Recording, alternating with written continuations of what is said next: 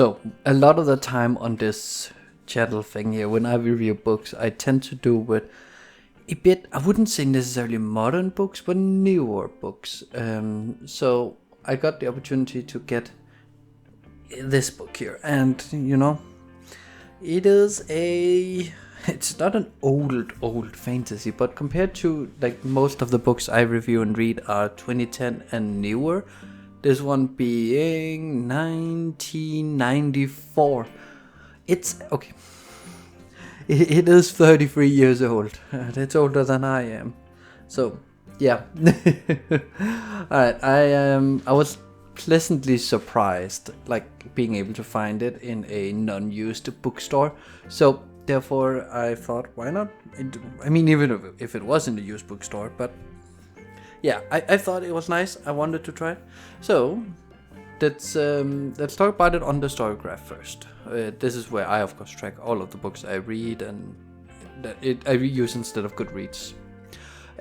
On the story graph, it has been given a 3.8 out of 5 with nearly 2,000 reviews. And when you think about this book is from 94, it is, at least from what I know, not a known author per se. I would say that's pretty darn good, actually. 66% says it is medium paced. I would agree. It is action, like something happens, pause, something happens, pause, and so on. So yeah, I would say medium pace seems pretty good. Is it plot or character driven? And nearly 60% says it's a mix and the rest is plot. And I would agree, because it is the plot driving the story, but it is the characters driving us on, because we don't quite know for a while what is actually going on. So, yeah. Is there strong character development? 85% says yes, I do agree. We get to learn these characters, we get to see them grow, we get to see our main characters. It's Eric and Rue, right? Yes. As being like the two main characters, Eric and Rue. We get to see him grow from being a troublemaker and a blacksmith apprentice to actually being warriors, fighters, men. It's really fun. It's really interesting. Is it a diverse cast of characters? I don't think I've ever read a story where the disparity is like this. It's 55% says yes and 30% says no. And I think it's because it is very much a 90's fantasy book, so it hits a lot of the tropes. It's very tropey and stuff. It's also probably not, if you look into it, the most cultural sensitive out there, but I think it was pretty good. I think the characters were varied, even though they fit into their slots. Not all of them were just straight white men. All of them were straight, though, but not all of them were white, so, halfway. And the flaws of the characters are main focus, and I thought that was really interesting when looking at the numbers, because 27% says yes, 30 says no, or complicate, and 40 says no. And I agree, it's not a focus, like, because the characters themselves are not exactly in focus the same way. It is very much so the characters are just being driven by other characters and the plot. So yeah, the flaws are not that important. So, let's talk about the book. Let's talk about the cover, actually. I think the cover is a very classic 90's fantasy book. It was not at all what I expected. I thought this was just very generic. And I didn't really, I still don't quite agree on that it has anything to do with it. With that being said, let's see if we can find out who did the cover, because it is a nice looking cover. All in all, this does look nice. Like, don't take that away from it. Cover.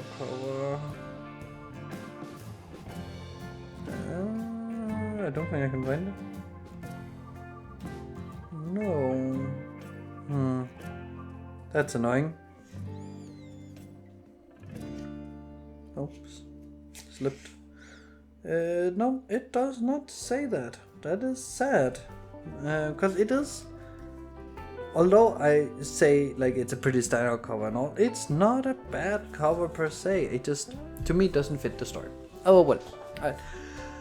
Let's talk about this story. So if we start with the prologue, actually, for the entire prologue, I did not catch that they were snake people, and that confused me a lot. Because I didn't know if I was supposed to get that or not at that point, but I was really confused. And then we start, like afterwards, we start with Eric. So like that's literally the only comment I have about the prologue is like they were snake people. I think otherwise, it was fine. It confused me more than anything. I think it was meant to intrigue, but it really just confused me. But I decided I wanted to try and read a 90s fantasy book, because those are good. I used to read the old Dragonlance Chronicles books. So I do love 90s fantasy and stuff. It is great fun reading them. So our story starts with Eric. And Eric lives in a little small town, and he is a unofficial blacksmith apprentice, because the town's blacksmith is... what's it called? A drunkard, and has never put in the paperwork for him to actually become blacksmith.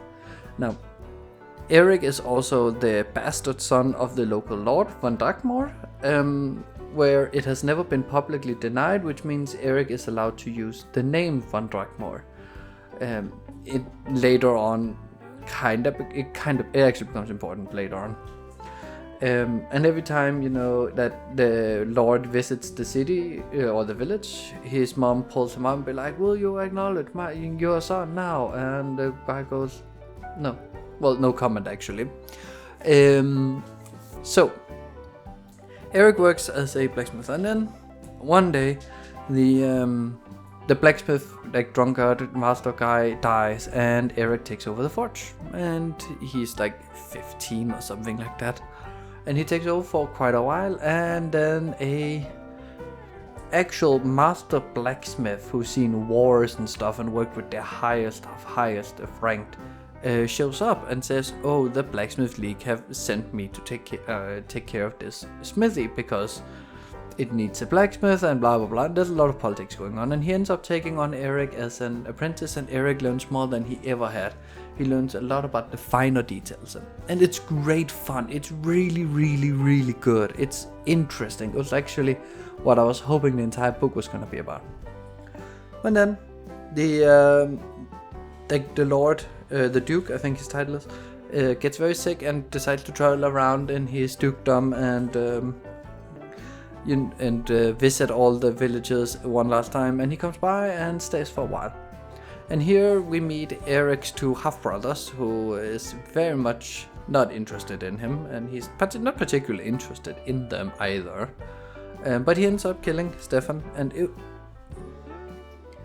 it is a dark book when you reach this point already, because a lot of sexual assault is happening, rape from Stefan, because he's in charge and he's an asshole and everyone knows it. And that's really what sets the plot going, because they're all like, okay, that's interesting. They run away, they get a chance to escape, they get to the big city, because Rue, who is a delinquent in this town, I guess, also wants to help kill Stefan. So they run to the big city and they work as guards for a merchant until they get in, and then they from there on they get caught, and they are being sent to court, sent to jail, and then they are waiting for the prince to take them to court and hear their plays and all that stuff. And that's also, so far this book is so fucking good. It's insane. I love it. I think it's funny how they're told straight up, oh yeah, if you hadn't run, you might have could plead your case that you were defending the girl, but then you ran, and they were like, yeah, but we thought we were gonna be killed. And he's like, yeah, now you are. And so, of course, they go in, they plead their case and all that, but the evil stepmother, has pleaded with the prince not to let them go because, they killed her son. And at the end of it, he goes, yeah, guys should die, and they get hanged. And all the way up until the hanging, it actually feels like they're gonna die. And I was like, this is super interesting. What's gonna happen? How are they gonna get out? I actually did not see it coming. And then the entire hanging process was fake. And they are recruited into this secret special organization under the prince, who's gonna help defend some far off lands from some far off invaders. And it's a bit on the generic end, but it's actually quite interesting. And then we get through all of the training. The training is also very fun.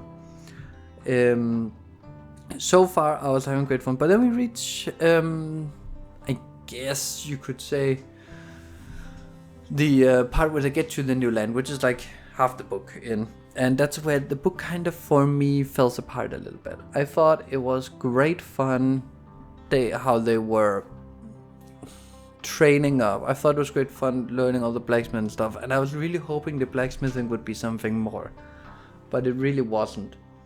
But then they're marching around. They're trying to get to where the evil army is, because they're learning that their goal is to infiltrate it by signing up as mercenaries. And I think something these 90s fantasy book does really well that modern fantasy books doesn't do is how armies work.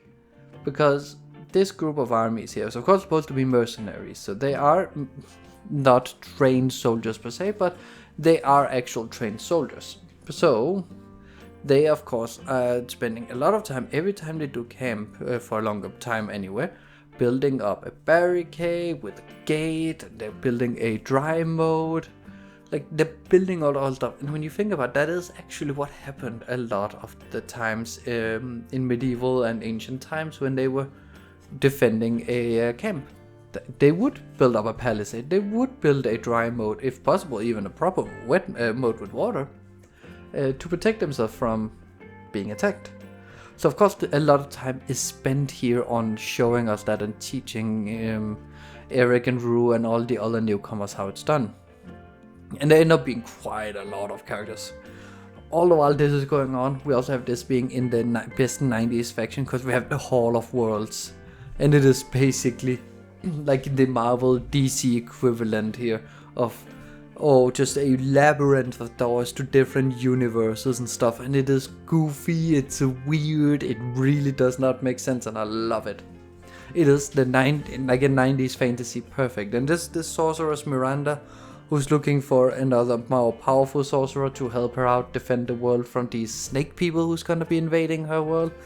And it's funny to read because a lot of them just like, so what world are you from? And then she goes, Midcamia, I think that's what this world is called. Midcamia. And they just go, oh, that one. And then your 3 doors are these 3 doors and stuff. And it's super fun. And yeah, it's very much soft magic when it's best, because there's no explanation for how it works other than it takes a great deal of energy. And there's elves, there's dwarves, there's everything. It is a low and high magic fantasy book at the same point, because 90% of the time there's no magic going on. And then there's just some really out there magic.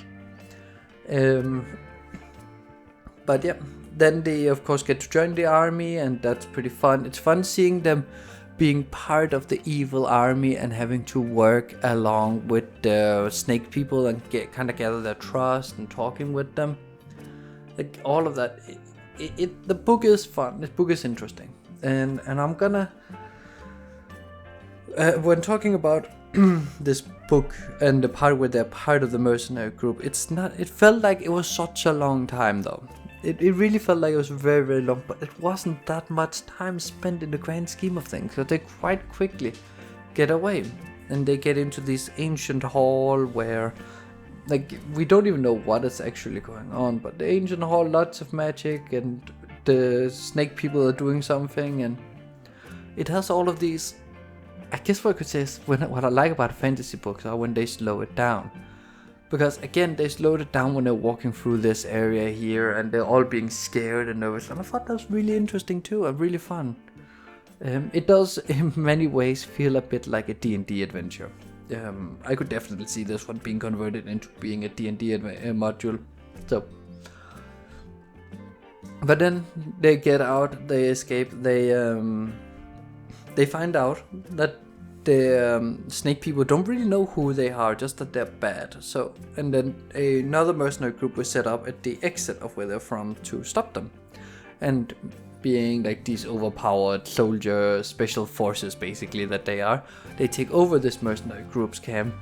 And since they realize, oh wait, the snake people don't know like A from B, they are just gonna pretend to be the old mercenary group, and whoever like survived the attack and wanted to join them could join them, and did. And they used that to cover up like that they're fake, because then there were some names like of people they knew.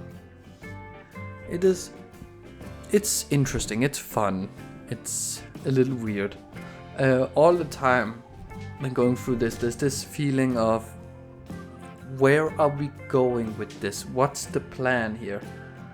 And I think that's very deliberate, that we're kept in the dark, because it doesn't really seem like even the leaders of the group, I don't remember the captain's name. De Longville is the sergeant. I don't remember the captain's name. I was hoping just turning up on a page, usually that works out for me really, really well, but I guess not. No. I guess not. Usually, like, they would, what was it? Yeah, they don't, the people are high up, like the captain and the sergeant and the corporal, they don't seem to know either quite what is going on and what to do. They're kind of making it up as they go. But yeah, they make it back to camp. They become part of it. They start doing other missions and stuff for them, basically infiltrating deeper. They realize that they're gonna attack a city, and they realize that the city they're gonna attack, and this is like the climax of it, the city is like this continent. So we have Midcamia here as like the mainland, but where this takes place is on Novindus, which is very, very far to the west. They realize that the city they're going to be trying to take over is a main shipyard city, and it's, I don't remember which one it is, I think it was up here somewhere. So they realize that they need to infiltrate the city and destroy the shipyard, and they end up doing that actually, very neatly even, and that's kind of the entire story. And that means Eric and Rue is free to do whatever they want, I think, and because that was the entire premise, was to complete the mission and you're free. Of course, they then asked if they wanted to stay in the army, because that's kind of like, there's more books, and I think there's 4 books. Rise of a Merchant Prince, Rage of a Demon King, and Shards of a Broken Crown. Yeah, that's 4 books in the Serpent War saga. I have the second one somewhere, so I will be reviewing that at some point.